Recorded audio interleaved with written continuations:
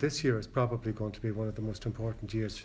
in many years for the travel industry in Ireland and in Europe with the implementation of the EU directive. Now, we're all very familiar with the fact that it's going to be implemented, but the challenge that faces us is that we have to liaise with government departments, particularly as a trade group, to ensure that whatever framework that the legislators put on this piece of legislation in an interpretive basis, that it actually is relevant and operable in the Irish environment. The greatest injustice that could happen is if this directive is implemented without the input of the profession. Now, again, during the course of the year, when I was trying to draw up my particular objectives and aims,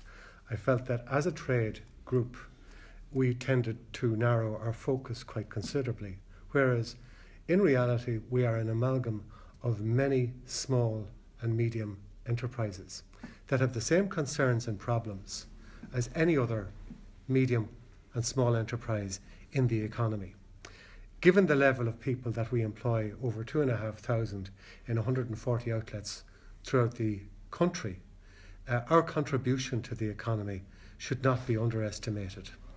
In addition to that, the income that is generated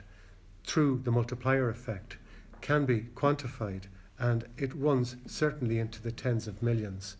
that make a contribution to the economy. And when I look at our colleague associations like ABTA and like ASTA in the US, and we see the level of lobbying power that they exert on their legislators, I certainly feel that even as a small association, we have the opportunity to become engaged with our legislators, both elected and appointed. So on that note, I would propose that we will engage much more actively and proactively with the people along Kildare Street and Marion Road.